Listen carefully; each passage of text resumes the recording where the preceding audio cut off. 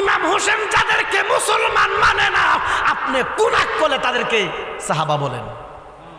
নাউজুবিল্লাহ করতেন না, আপনি রাদিয়াল্লাহু তাআলা বলেন। আমরা আব্বা কোন আগে অসুবিধা নাই, আমরা বলি ইয়াজিদ কাফের, ইয়াজিদ কাফের। যারা কাফের মানবে না সেও কাফের। ইমাম হুসাইন ডাক দিয়া কয়, 22,000 সৈন্য, একজনও কি তোরা মুসলমান নাই?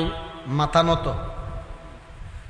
তোদের কাছে আমার একটা প্রশ্ন, যদি উত্তর দেস আমি কেল্লা কেটে দিয়ে দিব।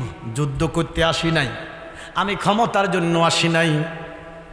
একজনে কয়, হোসাইন তুমি কি কইবা কও।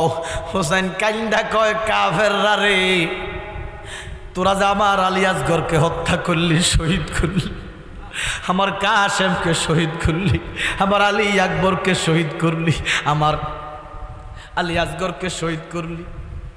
ও কাফেররা, আমারে হত্যা করার জন্য তরবারি লইয়া ঢালাইছস, আমার অপরাধটা কিটা?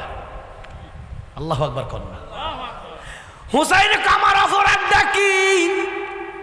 আমি তো এমনি আসি নাই। মুঝে কুফাওয়ালো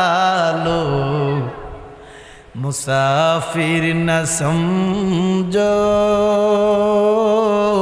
মে আয়া নেহি হো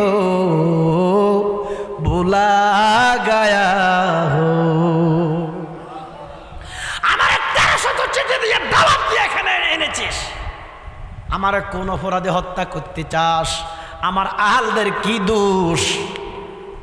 গরু ছাগল পানি পান করে আমার দেশ, আমার আহাল ফানি ফানি কইয়া দুনিয়া ছেড়ে গেছে। আমার কি অপরাধ? যদি দরাইয়া দিতে পারো আমি কেল্লা তোমাদেরকে দিয়ে দিব, ওয়াদা দিলাম। আল্লাহর কসম রে, সেদিন 22,000 সৈন্য মাথা নত করে কোনো জবাব দিতে পারে নাই। বাংলাদেশের সুন্নি জনতা শোনো, আশেকেরা শোনো, তার মানে কারবালার কাফেরদের চাইতে বর্তমান কাফেররা আরো খারাপ। কারণ কারবালার কাফেররা হুসাইনকে দোষী মনে করতেন না, কিন্তু বর্তমান জামানার কাফেররা হুসাইনকে দোষী মনে করে। আমি কি কারণ নাম লইছি? যেতে এজিদের আব্বা ডাকে হেতে কইছি, আমরা হুসাইনকে বাদ ডাকবো। কথা বলেন না কেন? হুসাইন ডাক দিয়া কয়, পারবি না তো উত্তর দিতে পারবি না। আমার 2 নাম্বার প্রশ্ন, তোরা কি জান্নাত চাস না? কি আমরা জান্নাত চান না? যেরকম চান না? হুসাইন প্রশ্ন করে, তোমরা কি জান্নাতের আশা করো না?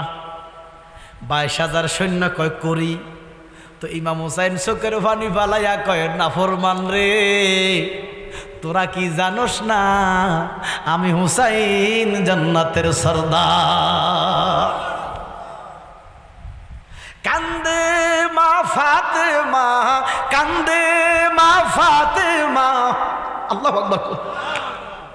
হুসেন হারা সুকেতে মা ফাতেমার কান্দন শুনলো, শুনলো না এ জগতে, আল্লাহ শুনলো না এ জগতে।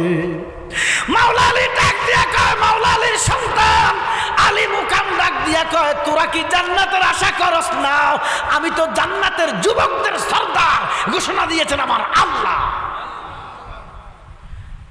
নীরবতা পালন করলেন। ইমাম হুসাইনকে আমার আরেকটা প্রশ্ন, তোরা কি রাসূলুল্লাহর সুপারিশ চাস না? এবার বলেন, নবীর সুপারিশ আমরা চাই কি চাই না? নবী কয়, হুসাইন রে যে কষ্ট দেয়, কষ্ট লাগে ফাতেমার গায়ে। বলেন, হুসাইন রে যে কষ্ট লাগে ফাতেমার গায়ে, কষ্ট লাগে নূর নবীজির গায়ে। বলেন, কষ্ট লাগে নূর নবীজির গায়ে।